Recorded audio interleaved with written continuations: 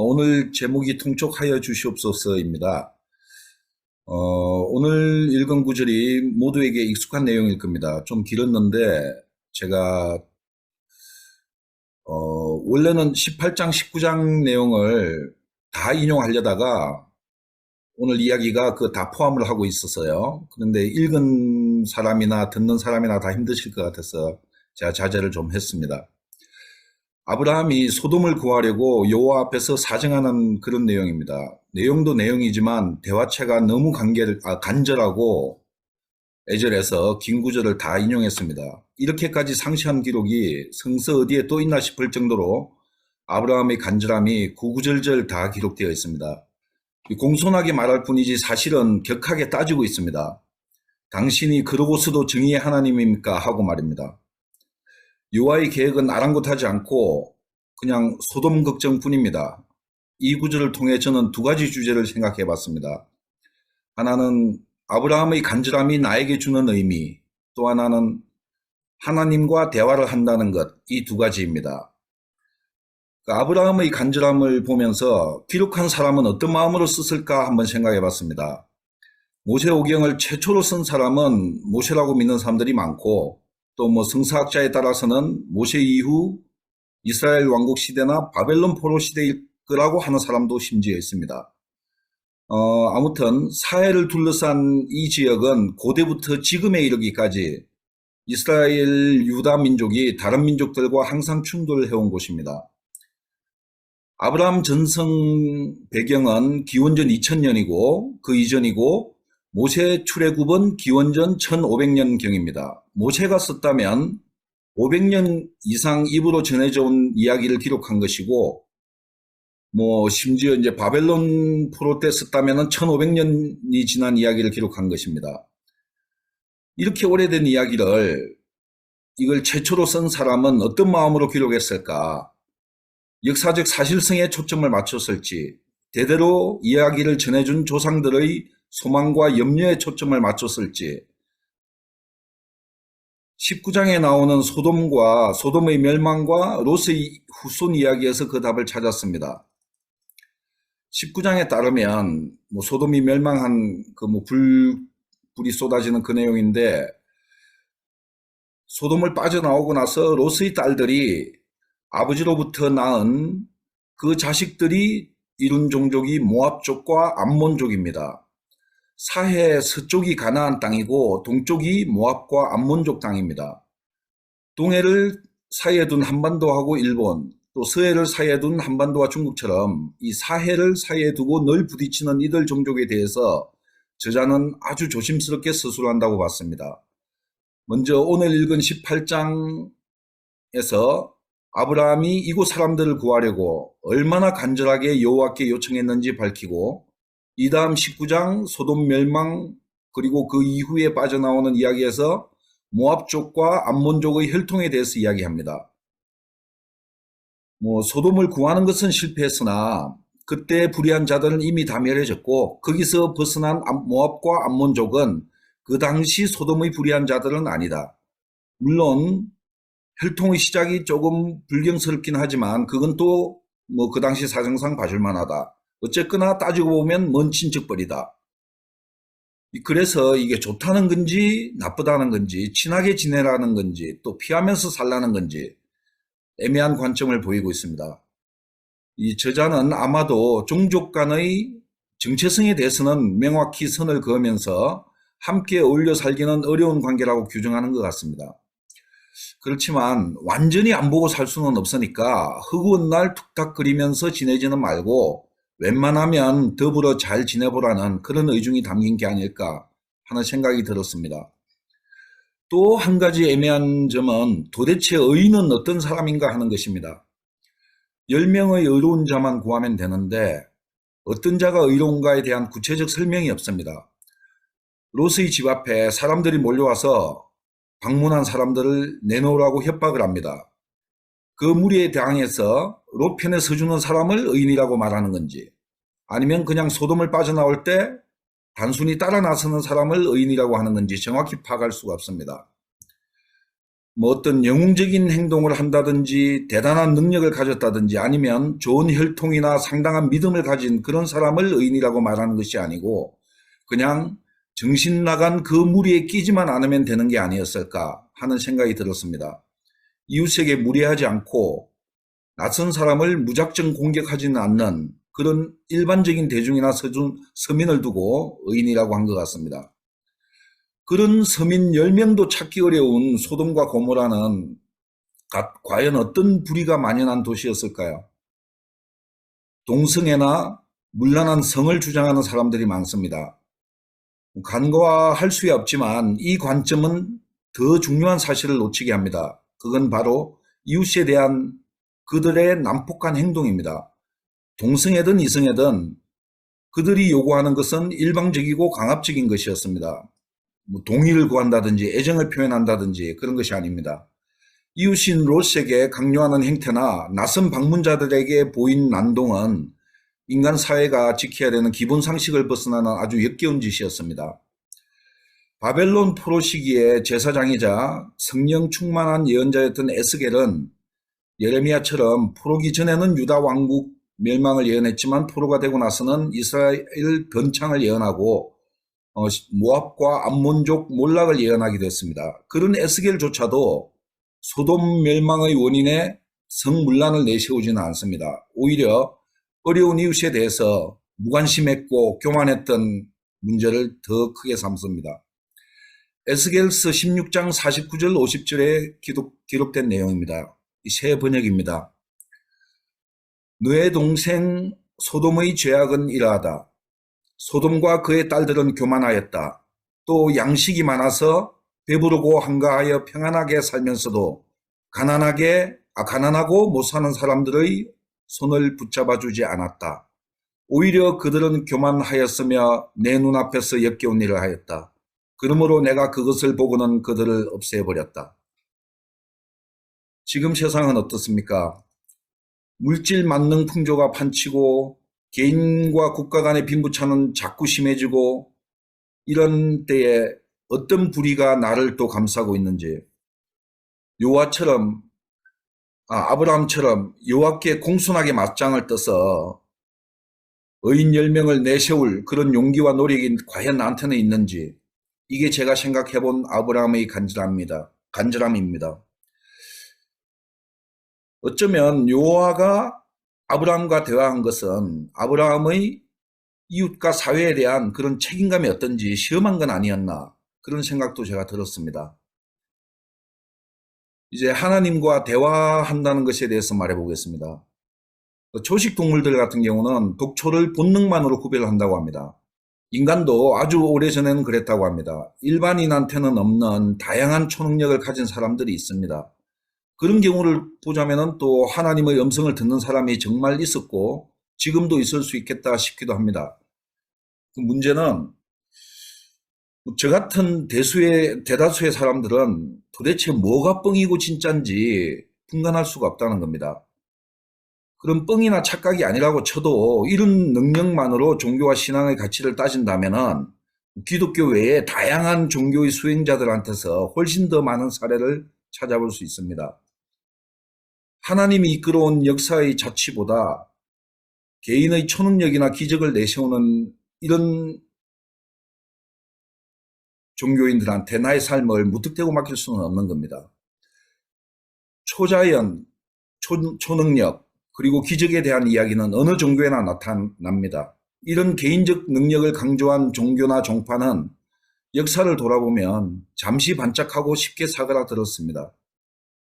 그래서 저는 생각할 때 정말로 하나님의 음성을 듣는 사람이 있다면 사람들한테 그걸 직접 드러내는 건 정말 신중해야 한다고 봅니다. 이걸 자랑으로 외치고 또 드러내고 기적도 행하고 그러다 보면 여기 뿅 가서 따르는 사람도 생기겠죠. 일단 신기하니까 뭐 바알신이든 뭐든 분별 없이 따르게 될 겁니다. 그 의인들, 우리가 알고 있는 평범한 서민들이 일상적으로 추구하던 가치는 내팽개칩니다. 개인의 체험을 앞세운 신앙이 널리 퍼질수록 인류 역사를 통해 하나님이 세워온 윤리에 대한 기준이 흐려집니다. 성실하게 오늘을 채우고 앞날을 계획하며 살 필요가 없어집니다. 기적이나 대박만 기대하고 사는 사람도 늘 것이고 반대로 일상을 포기하고 폐인처럼 사는 사람, 코앞의 쾌락이나 이익을 위해 타인을 해치는 사람도 늘어날 것입니다. 이웃을 돌아보고 나그네를 대접할 그런 겨를도 없습니다. 나의 경험과 신념과 신앙만 옳고 다른 것은 틀리다고 합니다. 그래서 다툼과 전쟁이 끊이지 않습니다. 그렇게 다들 쫄딱 망하고 나서야 반성하고 또 비판하는 역사의 쳇바퀴를 우리는 보았고 겪어왔습니다.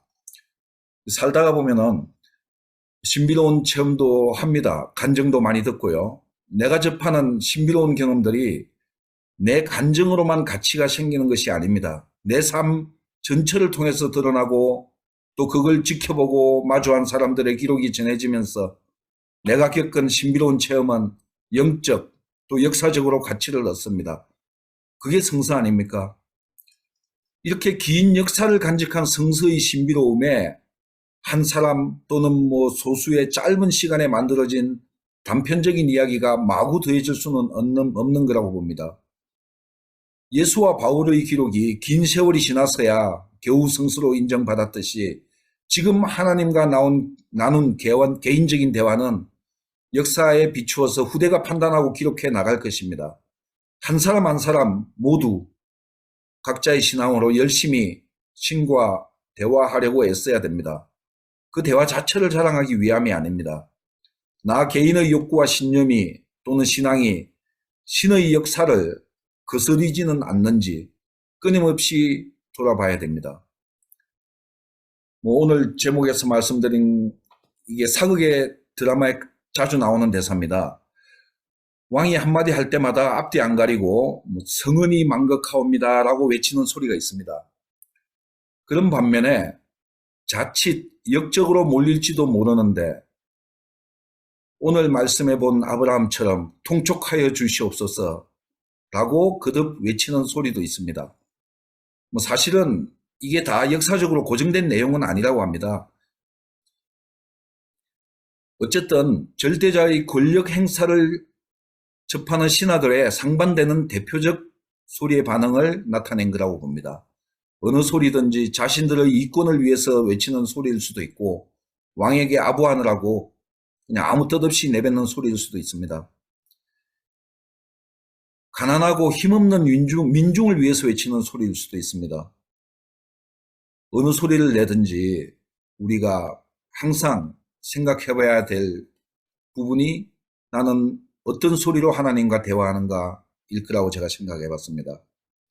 어떤 대화가 의인의 기록으로 후대에 남을지, 아브라함이 마주했던 그 여호와를 지금 내가 만난다면 나는 어떤 소리를 낼 것인지 생각하게 해주는 좋은 구절이었습니다. 이상입니다. 이현희 형제님, 담화 말씀 감사합니다. 우리가 이제 이현희 형제님의 말씀을 갖고 토론하는 시간을 가질 텐데 그 생각을 정리하는 짧은 시간을 위해서 다시 한번 시편 송서를 함께 듣고 대화와 토론 또 질문하는 시간을 갖도록 하겠습니다.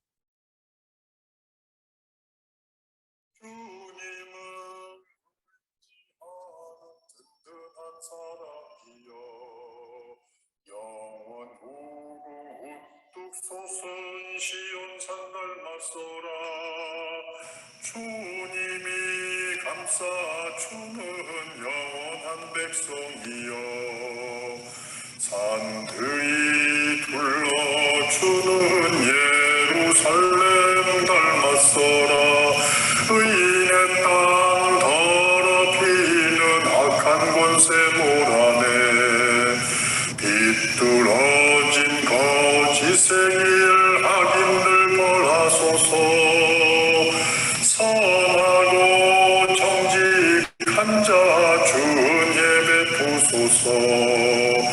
오 주여 이 땅 위에 평화를 베푸소서.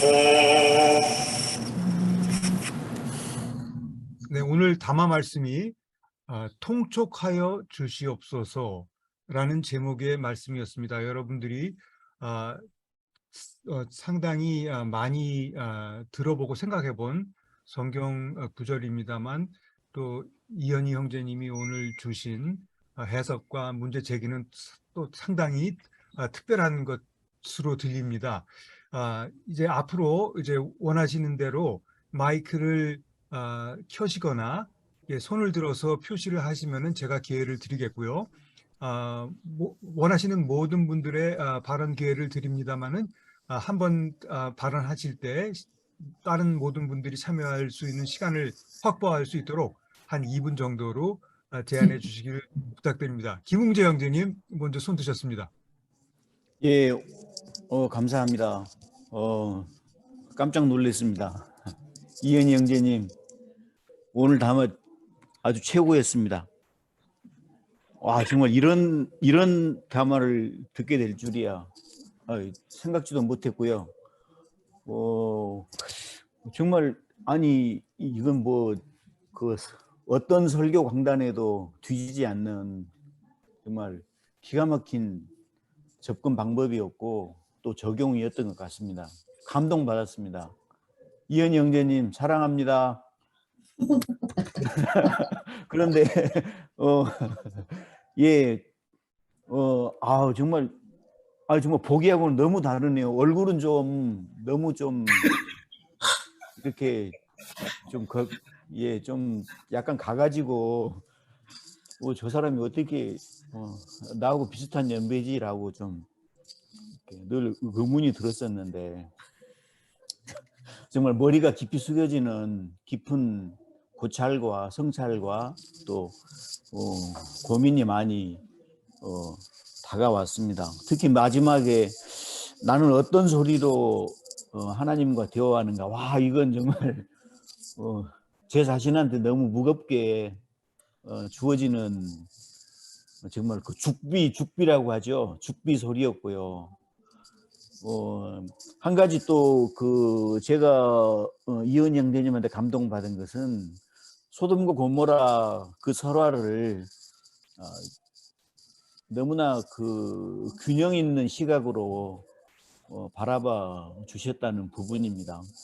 오늘날 특히 약간 보수적인 그 성경 접근 방법을 따르는 교단에서 소돔과 고모라가 동성애 때문에 멸망했다고 그 얘기를 하도 해대서 좀 식상 그 얘기만 나오면 또 그 소리 하겠지 하는데 오늘 이현희 형제님께서는 너무나 균형 잡힌 의문을 이렇게 제기를 해주셨고 결국 소돔과 고모라의 의롭지 못한 것은 환대의 문제였다라는 부분 제가 너무 공감하고 좋은 대목입니다. 한 가지 저는 이제 덧붙여서 아까도 이제 이현 형제님 담화 중에 그렇다면 이제 룻이 그 딸들과의 관계 속에서 모압과 암몬의 그 혈통이 이렇게 태어났다고 이렇게 얘기를 하는데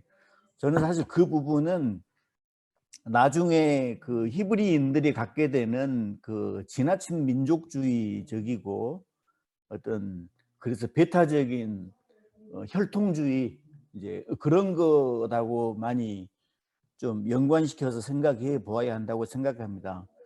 그 사람들이 출애굽하고 난 다음에 하나님에게로부터 받은 계명이라고 해서 이렇게 어떤 사람들이 이스라엘 공동체 회중 안으로 들어올 수 있는가 그 부분을 설명하는 대목이 있거든요. 그래서 어떤 이방인 종족이라도 그들이 할례를 받고 그 계명을 지키겠다고 선서하면 일정 기간이 지난 다음에는 이렇게 이스라엘 공동체 안으로 받아들여 주어라라고 얘기하는데 거기에서 제외된 딱 두 종족이 있었는데 그들이 바로 모압과 암몬이라고 대놓고 말을 하거든요. 모압과 암몬은 절대로 못 들어온다.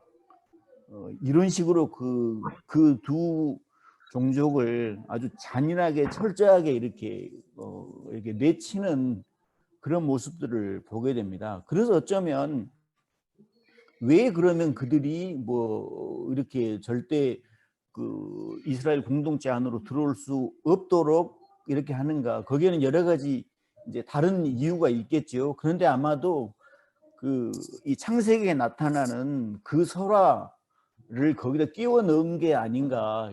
봐라, 이 두 종족은 출발부터 이렇게 아버지하고 관계를 통해서 이렇게 이렇게 뭐 이렇게 좀 출발부터가 이렇게 잘못된 그런 종족이다라는 식으로 그렇게 덮어 씌우지 않았나, 이렇게도 바라볼 수 있을 것 같다라고 생각합니다. 아무튼 오늘 이현희 형제님 짱입니다요. 감사합니다. 네, 김웅재 형제님 코멘트 감사합니다. 양보영 자매님 발언하시고 이어서 박선배 형제님께 기회 드리겠습니다. 양보영 자매님 말씀해 주세요.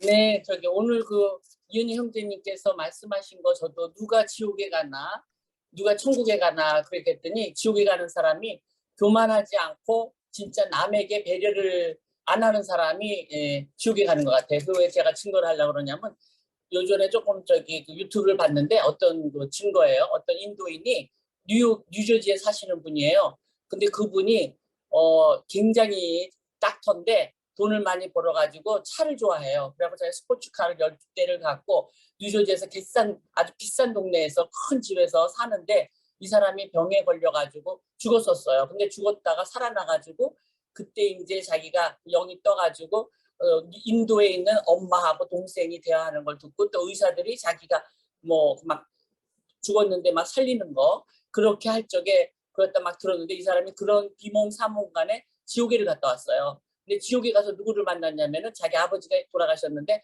아버지가 지옥에 계신 거예요. 그 지옥이 너무 무섭고 막 그런데 아버지가 거기서 지옥에서 나오셔갖고 내가 너를 여기다가 부른 이유는 네가 생활을 바꾸기 위해서 너를 불렀다. 이제 앞으로의 너의 생활은 그렇게 살면 안 된다.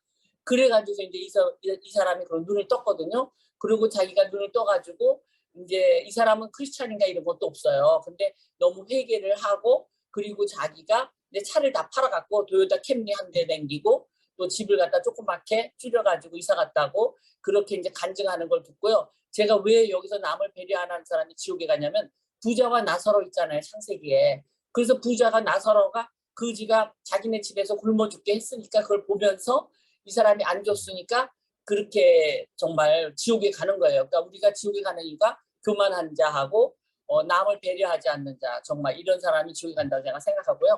그건 정말 그걸 맞추셨고 그리고 또 하나 하시는 거는 이현희 형제님께서 조금 오늘 설교하신 것 중에서 이제 우리 하나님을 만난 사람들이 교주가 되거나 무슨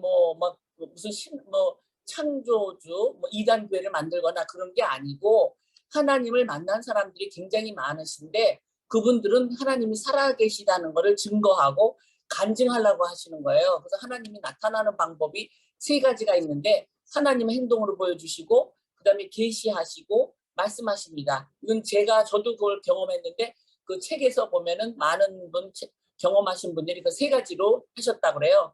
그래서 이걸 갖다 이렇게 맞고 나면은 사람이 하나님이 살아계시다는 걸 하고 이런 걸 갖다가 다른 사람 이현희 형제님께서는 하나님을 만났으면 조용히 입 닥치고 있어야지 그게 좋은 일이라고 하는데 저는 그렇게 생각 안 합니다. 왜냐하면 이런 걸 만난 거는 하나님을 살아계시다는 걸 증거를 해야지 그렇다고 내가 교주가 되는 건 절대 아니더라도 하나님이 나한테 이렇게 말씀하셨어. 그런 걸 갖다 제가 말하는 거가 다른 사람한테 희망을 주거나 나도 하나님 만나기 전에 다른 사람들의 간증을 들었을 때 나도 하나님 만나고 싶어. 나도 하나님 이런 소리 들으면 정말 자신 있을 텐데 이렇게 하니까 막 간증하는 하다가 한 10년, 20년 있다가 하나님의 음성을 듣고 하나님의 행동하시는 걸 보고 그랬거든요. 그래서 다른 사람들도 다 원하도록 해야지 막 그렇게 만난 거가 좀 교주가 되는 건 아니라고 생각합니다.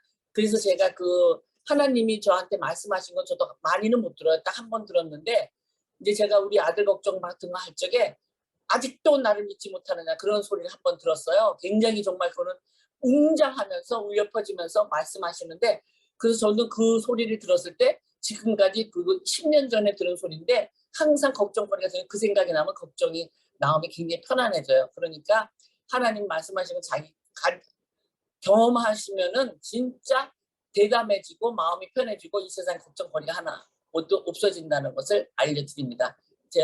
저의 말을 갖다 지금으로 하겠습니다. 감사합니다. 네, 감사합니다. 네. 앞서서 두 분이 배려와 환대에 대한 그런 강조를 해주셨습니다. 박선배 형제님 말씀해 주세요. 예, 저는 그 질문을 좀 하고 싶어서 이렇게 좀 앞에 손을 들었습니다. 23절에 보면 의인과 악인을 함께 멸한다는 것이 하나님께서는 합당치 않다라고 이렇게 말씀을 하면서 오늘 담화가 이어지지 않습니까? 근데 제가 의문스러운 것은 하나님께서 판단하시는, 생각하시는 의인의 기준은 과연 어디일까? 요거에 대한 의문이거든요. 첫째, 의인 50명부터 10명까지 내려오면서 10명 중에 롯도 함께 포함이 되는데, 롯의 행동을 보면 현재 저희 상식으로는 도저히 생각할 수 없는 그런 말을 창세기에서 기록을 하고 있어요.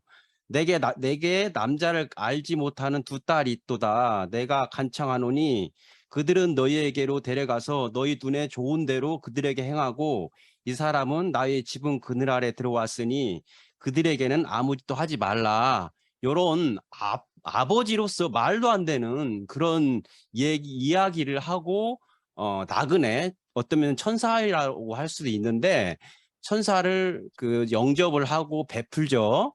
이제 이런 걸 볼 때 하나님께서 의인을 롯으로 칭해서 결국은 소돔이 멸망할 때 구원을 해주게 되고, 또 아내는 단순히 뒤를 돌아봤다는 그것으로 인해서 죽게 되잖아요. 네, 이게 죽게 되는데, 제가 상식적으로 생각해 봤을 때는 아내는 최소한 자기 자식을 팔진 않았고 죄를 짓지 않았다는 생각이 드는데, 아내는 뒤만 단순히 바라본 거예요. 어떤 면에서는.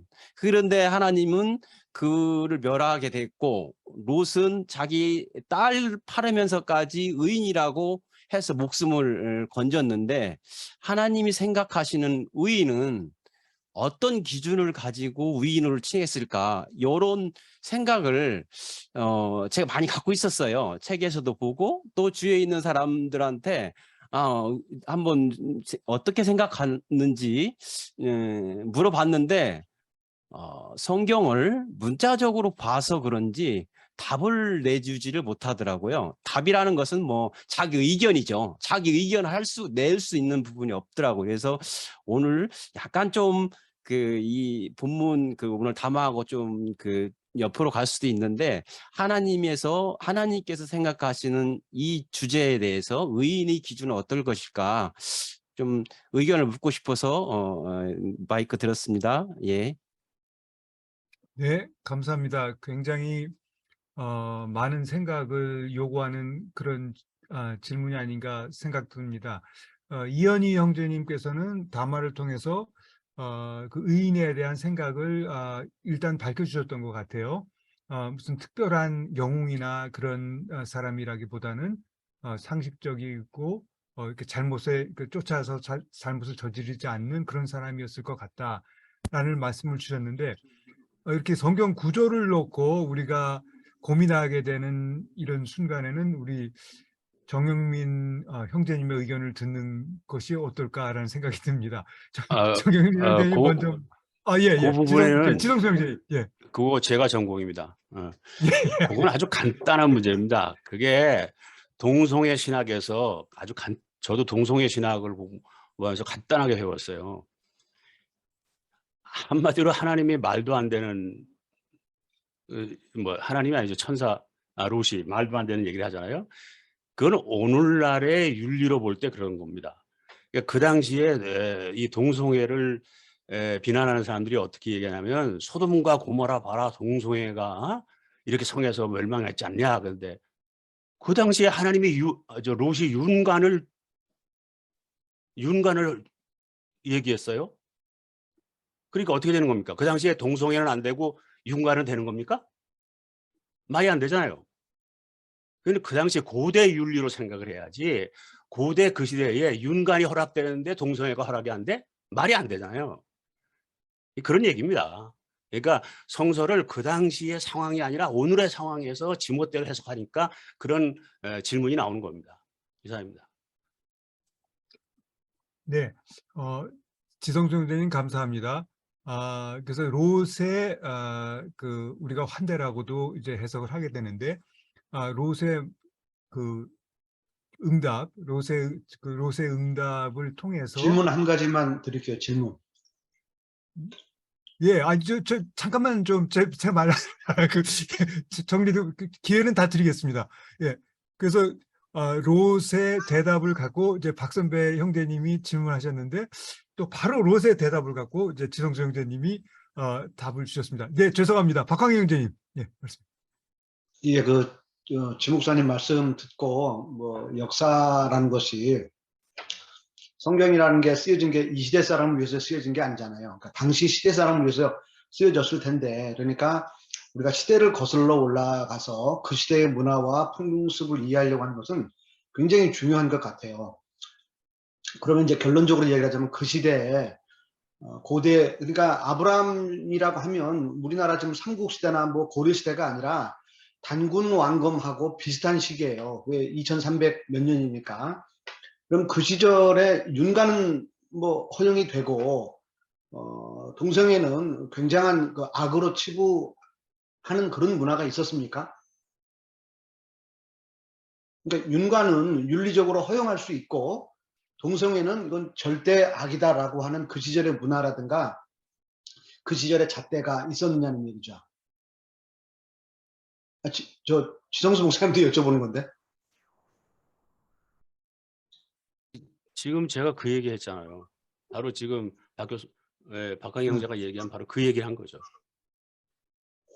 그러니까 그 시절에는 그렇게 생각했을 것이다라고 지금 우리가 추론하는 거잖아요. 그죠? 지금 2000년대 우리 문화로는 둘 다 부적합하고 비도덕적이고 비윤리적인 것이지만 당시에는 그것이 가능했을 것이다. 그죠? 우리가 이제 그렇게 추론하자라는 거 아닙니까?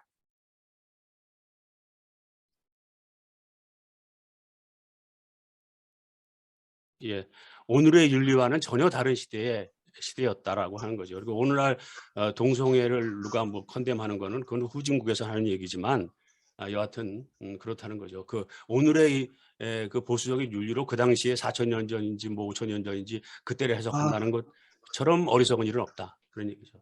제가 이제 이걸 자꾸 여쭤보는 이유가요. 뭐 어떤 정확한 답을 넣고자 하는 것이 아니라 제가 오늘 발표자가 하신 말씀에 대해서 저도 오래전부터 고민했던 부분이 맥이 다 있어서 의인의 개념에 대해서 제가 알고 싶어서 여쭤본 거예요, 사실은. 그러니까 지금 그 말씀도 우리 후대 학자 또 후대인들이 아마 과거에는 그랬을 것이다라고 추론하는데, 그렇다고 하면 의라고 하는 개념도 오늘날 우리가 생각하는 의하고 당시 아브라함이 주장했던 의하고는 편리하게 달랐을 것이다라는 거예요. 그러니까 성경에는 자세히 기록되어 있지 않았지만 그 시절의 의하고 지금의 의하고 우리가 혼돈하면 이게 문맥 자체가 안 맞아 버린다라는 이야기가 나오기 때문에 저도 발표자가 했던 이 이야기에 왜 50명 뭐 40명 내려가면서 10명까지 했다. 그러면 그 10명의 의는 어떤 사람인가라는 것이 굉장히 궁금했어요.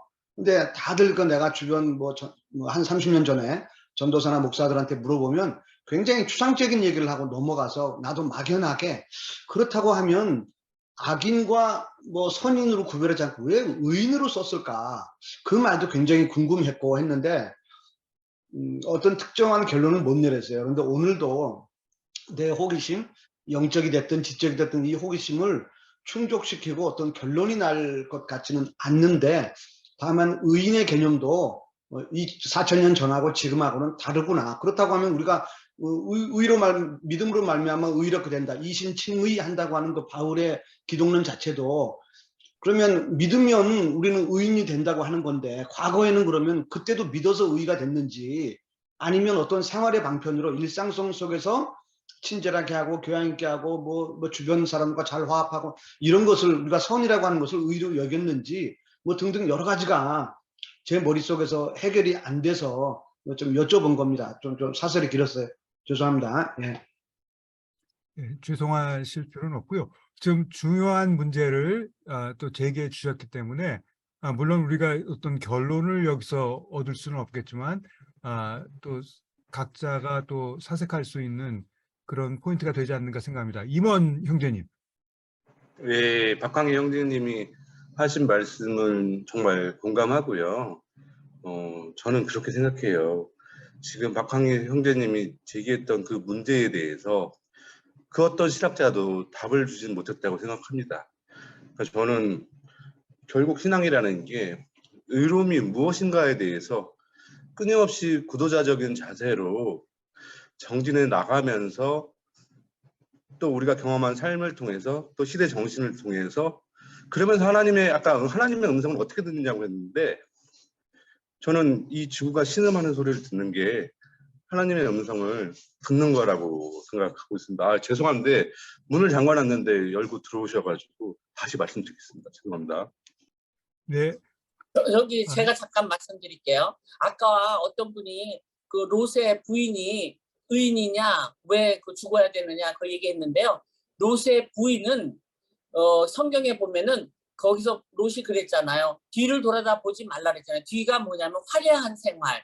그러니까 그 소돔에서 누렸던 굉장히 럭셔리한 생활을 갖다가 아주 잊지를 못해가지고 그 부인이 뒤를 돌아 소금기둥 된다는데 전번에 진짜 소금기둥이 발견됐다고 어디 뉴스에 나오더라고요. 그러니까는 너무 우리가 물질적인 생활, 럭셔리 생활을 갖다 좋아하고 남을 배려 안 하고 내가 그 향락을 누리는 거를 우리가 의인이 아니라고 좀 치는 것 같아요. 그래서 롯의 부인도 그 너무 럭셔리 생활에 너무 미련이 많아갖고 이제 일로 가면 모든 걸 다 버리고 떠나잖아요. 모든 재산을 다 버리고 떠나는데 그걸 갖다 쳐다봐서 돌기둥이 됐다 그러니까 그 럭셔리 생활을 갖다 너무 향하는 거가 의인이 아닌가 하는 생각도 듭니다. 감사합니다. 그리고 제가 보기에는 이 과거나 지금이나 의인이나 악인이나는 똑같은 것 같아요. 규정이 달라진 거는 없다고 생각합니다. 감사합니다.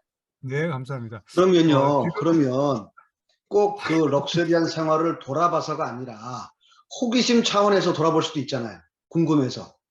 예, 그럴 수도 그래도 있겠죠. 죽어야 되는 지금 좀 많은 분들에게 기회를 드리기 위해서 네. 같은 질문을 갖고 서로 이렇게 주고받는 거는 조금 이따가 우리 다 끝난 다음에 이어갈 수 있으면 좋겠습니다. 예, 스테파니 자매님 부탁드립니다. 네, 저는 오늘 문형훈 형제님의 찬양에 너무 감동받았습니다. 그리고 그 작사를 그렇게 하셔가지고, 우리 공동체의 어떤 정확한 생각들과 우리가 지향하는 바를 그렇게 확실하게 나눠주셔서 정말 감사드립니다. 저는 오늘 찬양 너무 감사하게 잘 들었고요. 그 다음에 지금 저도 사실은 기둥으로 변했다는 것 때문에 잠깐 말씀을 드리려고 그랬었어요. 제 생각에도 양보영 자매님께서 하신 말씀이 옳다고 생각하는데 사실은 저는 조금 이제 다르게 생각하는 거 하나는 우리가 하나님의 말씀을 순종한다. 그것이 굉장히 중요하다. 그렇게 생각합니다. 왜냐하면 자기가 가진, 자기가 이룬, 자기의 모든 현재까지의 쌓아놓은 것을 바로 버리고 정말 하나님께서 시키는 대로 우리가 따라갈 수 있느냐, 그것이 우리 삶 속에 하나님 앞에 우리가 지어진 어떤 피조물로서의 우리의 그 태도인가 아닌가, 이런 것이 굉장히 중요한 일이 아닌가 이렇게 생각이 듭니다. 저는 지금 여기에 일어나는 모든 일에 하나님께서 50명, 40명, 10명, 근데 결국은 우리가 하나님 안에 하나님께 전적으로 신뢰한다면 어떤 일이 생겼을 때라도 우리가 하나님이 저를 도와주실 것이다. 하나님은 우리를 죽게 내버려 두지는 않으실 거다. 그러한 어떤 전적인 신뢰와 거기에 대한 순종, 그런 것이 아마 우리들 삶에서 하나님이 제일 원하시는 어떤 모습인가, 이런 생각을 해봅니다. 그러니까 뒤를 돌아보지 말라 하는 그 뜻에는 지금 양보영 자매님 말씀하신 것과 그 다음에 두 번째로는 무조건 하나님께서 명령하신 것을 따른다. 그 순종에 관한 문제가 조금 굉장히 중요하게 여기에서 우리에게 알려주려고 하는 것이 아닌가 그런 생각을 해봅니다. 네, 네, 이상입니다. 네, 감사합니다. 롯의 부인, 롯의 부인이 이름이 있나요, 성경에? 저는 잘 모르겠는데 이 롯의 부인은 오늘 본문에는 없습니다만은 많은 분들이 관심을 갖고 말씀하시는 것 같습니다. 그래서 제 생각에 의인이 무엇인지 모르지만 의인은 과거에 집착하는 사람은 아닌 것 같다라는 생각이 듭니다. 최재구 형제님 아까 손 드셨던 것 같은데 말씀해 주세요. 예, 아이고, 오늘 이은희님 아주 대단한 그 담화, 네, 고맙습니다. 근데 오늘 지금 이제 동성애라고 이야기하는 동성애는 아니고 아버지와 딸과의 그 성관계를 이야기한 거 아닌가요? 그런 것 같고, 그 다음에 지금 여기서 이제 자꾸 의가 나옵니다만은 지금 현재 신학에서 바울이 이야기하는 의와 이때 당시에 그는 전혀 뭐 맞지도 않고 판이하게 다르지 않을까 그렇게 생각을 합니다. 그런다면은 지금 그 유태민족이 이 지금 사건을 이렇게 기록화해서 자기들의 그 가르침의 어떤 말씀으로 삼은 이유는 뭘까? 그런 관점에서 이걸 우리가 좀 파악을 해볼 필요가 있지 않을까 그렇게 생각합니다. 그런다면은 이거는 그냥 단순히 우리가 지금 현재 좀 그 생각을 하게 돼 역사 관점에서 생각을 해본다 그러면은 하나의 그 뭐 설화인데 그 설화를 이스라엘 민족이 이렇게 하나의 그 자기들의 가르침의 구절로 내세우면서 여기에서 과연 얻고자 하는 그런 그 교훈이 뭘까? 사실은 이 성관계 문제를 보면은 오늘 또 물론 이제 여기서 이제 도덕적인 관점에서 도덕 관점에서 보면은 정말로 이제 나쁘죠. 그렇지만은 이 창세기 38장에 보면은 유다와 다말의 그 성관계 사건이 그 성매매 사건이 나옵니다. 그 유다와 그 다말의 그 시아버지와 그 며느리 간의 성매매 사건을 통해서 그것이 이제 예수 그리스도의 족보에 오를 정도로 그걸 이제 그 굉장히 중요한 관점에서 보는데 그렇다면은 여기에서도 이 부문이 이스라엘 그 민족들, 그 유대 민족의 그때 당시에 어떤 그 문화가 있었지 않을까, 있었지 않았을까 그런 생각을 해보게 됩니다. 그러면은 오늘 그 주신 그 이 구절 말씀 속에서 주고자 하는 그 뜻이 뭘까? 좀 우리들이 이제 각자 신앙적으로 생각을 하면서 이걸 받아들이면 되지 않을까 그런 생각을 하게 됩니다. 예, 고맙습니다. 네, 감사합니다. 예, 여러분들이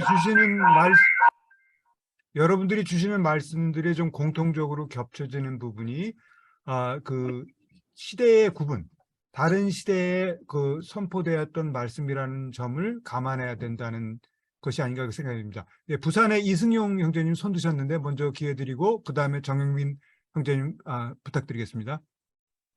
네, 고맙습니다. 오늘 찬양 잘 들었고요. 그리고 오늘 이현희 형제님 아주 많은 생각을 하게 하는 그런 내용 좋았습니다. 저는 이제 마지막 부분에 하나님 신과의 신앙적인 측면에서 신과의 대화, 당신은 어떤 방식으로 하십니까? 라는 게 제 이렇게 생각을 많이 하게 됐는데요. 거기다 초점이 꽂혀가지고 앞으로 이런 제가 말씀드린 그 주제가 아마 평생 가도 알 수도 있고 모를 수도 있다. 그게 숙제가 아닌가. 다음에 한번 이 부분에 대해서 토론을 한번 더 하고 싶습니다. 고맙습니다. 네, 감사합니다. 정영민 형제님 부탁드립니다. 예, 오늘 그러니까 이현희 형제님의 그 성경 해석의 핵심은 환대라고 저는 생각하거든요. 근데 요즘에 이제 그 환대와 구원이라고 성경의 그 맥락, 그래서 우리가 아까도 의인은 믿음으로 말미암아 살리라 했을 때 그거는 또 우리 오클랜드의 신성남 형제님이 전문 해석가시잖아요. 근데 우리가 에베소서의 그 이신층이 우리가 믿음으로 의롭다함을 받는다, 율법의 행위가 아니다라고 얘기를 하고 있는데 자꾸 그 부분을 가지고 우리가 이제 그 교리죠. 그리고 뭐 사실 신학자 중에서 바울이 에베소서를 기록하지 않았다고 해서 어센틱 세븐, 바울이 기록했을 법한 7개의 서신서에서 빠지거든요. 굉장히 그 절대적으로 자꾸 이신층이 해서 의인 그걸 갖다 놓으시는데 사실은 구약에서는 신약을 모르잖아요. 그리고 구약에서 그러면 거기서 말하는 오늘날 우리가 뭐 영적인 구원 이런 구원이 아니겠지만 분명히 그 이스라엘에 있어서 환대는 굉장히 중요합니다. 중동 문화에서 환대, hospitality. 그래서 그걸 오늘날 되살려서 했던 성경 해석의 핵심 중에 하나가 환대와 구원이에요. 그래서 환대하자면 우리의 구원이 이루어지지 않는 거죠. 네, 그렇게 보셔야 되고, 그 다음에, 아니, 뭐, 저는 그렇게 봅니다. 그리고, 거기 지금 방문객들, 여기 그 나그네가 왔잖아요. 그런데 그 소돔과 고모라 성의 주민들이, 끌어내라. 우리가 상반하겠다. 그러는데 여기 상반을 자꾸, 오늘 성적인 행위라고 가능해요. 성적인 행위로 번역할 수 있어요. 그렇지만 반드시 성적인 행위는 아니에요. 그렇게 번역하지 않을 수도 있는 거죠. 그냥 성서에 나와 있는 문자로 보면은. 근데 저는 뭐 그걸 동성애다라고 완전히 극단적으로 맹신하는 거에 대해서는 굉장히 반대하고 있어요. 그런데 이제 그 소돔과 고모라 성에서는 환대의 문화, 그러니까 나그네를 환대하는 일을 하지 않았다는 거죠. 근데 구약 전체를 보면 그 야훼는 나그네, 목소리가 올라가네요. 나그네와 고아와 과부의 혈친 복수자예요. 그러니까 이 친구들을 건드리면 혈친 복수자, 그러니까 야훼가 나타나서 얘네들을 완전히 쓸어버리겠다는데 얘네들은 겁을 상실한 거예요. 얘네들 꺼집어내 우리가 상관해 보겠다라고 폭력이 행사돼, 육체적인 폭력이 행사되는 단어를 쓰고 있어요. 그런데 롯은 지네 딸을 내주는 거죠. 그러니까 이제 오늘날 뭐 차일드 어뷰즈 뭐죠? 한국말로 아동 학대, 미성년자 학대 뭐 이렇게 보는데 그거는 그 고대 관습이었던 거거든요. 왜냐하면 딸들은 짐승처럼 내줄 수 있었다는 거죠. 그런데 그걸 또 오늘날 인권으로 가면 골치 아파집니다. 그럼 결국은 우리가, 그리고 뭐 롯의 부인 뭐 돌아보고 이렇게 얘기하는데 소금의 기둥이 생기니까 우리가 그걸 가지고 얘기로 소금 기둥 됐나 보다 그렇게 할 수도 있어요. 근데 anyway, 저는 이제 가장 중요하게 생각하는 건 차분하게 말씀드리겠습니다. 환대를 잊어버리면 성경 본문의 핵심, 그런데 오늘 이현희 형제님은 그 핵심을 굉장히 단단하게 붙잡고 재강조를 해주셨다. 그래서 굉장히 감사하다 이런 생각입니다. 이상입니다. 네, 감사합니다. 환대의 말씀에 대한 재확인 감사드리고요. 임원 형제님 아까 인터럽트 됐는데 맞춰주시죠. 아까 마무리 말씀을 못 드려가지고요. 저는 이제 롯의 부인에 대해서 일방적으로 안 좋은 평가들이 많이 있는데 그런 어떤 남성 중심의 어떤 여성성을 평가함에 있어서의 부당함을 가지고 시를 썼더라고요. 그게 누구냐면 비스와바 심보르스카라고 폴란드 여성 시인이에요. 제목이 롯의 부인입니다. 롯의 부인. 아마도 호기심 때문에 뒤를 돌아봤을 것이다. 어쩌면 호기심 말고 다른 이유 때문일 수도 있었다. 은그릇에 미련이 남아서. 샌들의 가죽끈을 고쳐 매다가 나도 몰래 그만. 내 남편, 롯의 정의로운 뒤통수를 더 이상 쳐다볼 수가 없어서. 내가 죽는다 해도 남편은 절대로 동요하지 않을 거라는 갑작스러운 확신 때문에. 과격하지 않은 가벼운 반항심이 솟구쳐 올라 추격자의 발소리에 귀를 기울이다가 정막 속에서 문득 신이 마음을 바꿀지도 모른다는 희망이 샘솟았기에 우리의 두 발이 언덕 꼭대기에서 사라져 버렸으므로 문득 스스로가 늙었다는 생각이 들어서 거리를 확인하고 싶어서 방랑의 덧없음과 쏟아지는 졸음 탓에 대지 위에 꾸러미를 내려놓다가 뒤를 돌아보았다. 어디로 향하는지 모른다는 두려움으로 뒤를 돌아보았다. 내가 걷고 있는 오솔길에 갑자기 뱀이 나타났기에 거미와 들쥐와 어린 독수리가 내 앞을 가로막았기에 유익하지도 해롭지도 않은 그저 살아있는 모든 생명체가 거대한 패닉 상태에 빠져 꿈틀대고 뛰어오르는 걸 바라보면서 갑작스러운 외로움 때문에 나는 뒤를 돌아보았다. 몰래 도망친다는 사실이 부끄러워서 소리치고 싶고 되돌아가고 싶은 욕망 때문에 혹은 돌풍이 불어와 내 머리를 헝클고 내 드레스 자락을 걷어 올리던 바로 그 순간에 그들이 소돔의 성벽에서 우리를 지켜보면서 계속해서 청청병력처럼 요란한 웃음을 터뜨리고 있을 것 같았기에 아마도 분노 때문에 뒤를 돌아보았을지도. 좀 너무 길어서 생략하겠습니다. 바닥에 주저앉는 순간 두 눈을 부릅뜨고 있었을지도, 얼굴을 도시 쪽으로 향하고 있었을지도. 비스와바 심보르스카입니다. 이상입니다. 네, 감사합니다. 지금 생략하셔서 읽었는데 굉장히 긴 시죠. 그런데 저렇게 길 수 있는 인간의 사정을 한마디로 그 여성의 뭐라 그럴까요? 어떻게 이런 과거 지향성이나 허영의 의미로 축약시켜 버린 그 구약 성서의 그 남성성에 대한 고발이 아닌가 그런 생각이 듭니다. 이제 많은 말씀들을 나눠 주셔서 굉장히 좀 저 개인적으로는 굉장히 좀 생각이 풍성해졌다 이런 느낌을 받습니다. 시간이 좀 오버타임이 됐는데 더 이상 하시는 말씀이 없으시면 이제 이현희 형제님께 마이크를 다시 드려서 또 추가적으로 하시는 말씀 하시거나 또 축도로 마무리해 주시기 부탁드립니다. 예, 오늘 딴 것보다 다양하게 반응해 주셔서 너무 감사합니다. 들리시죠? 들리세요? 예, 다양하게 반응해 주셔서 감사합니다.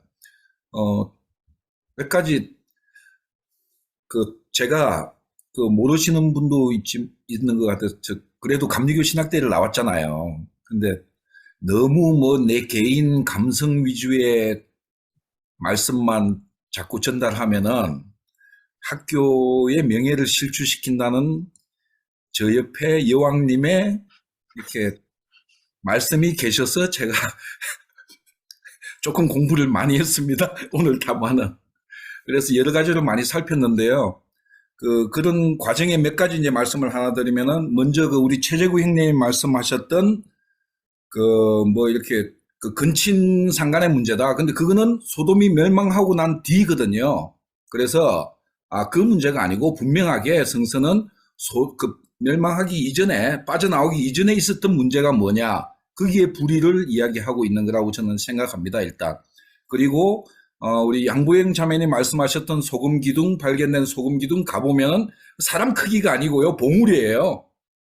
봉우리예요. 그러니까 그다음 그 당시 사람이 산만했느냐, 아니거든요. 그러니까 성서가 말하는 게 과연 지금처럼 과학적인 사실을 나열하고 있는가에 대해서는 여러 가지 이렇게 이제 보수신앙 가진 분들도 너무 그대로 믿는 거는 좀 생각을 해보시면 좋겠다라는 생각을 제가 말씀을 드리고, 또 하나님의 음성 부분은 제가 이제 왜 그랬냐면은, 저 아프리카에 있다 보니까 많이 봅니다. 이렇게 선교하러 오시는 분, 꼭 기독교 아니라도 또 일반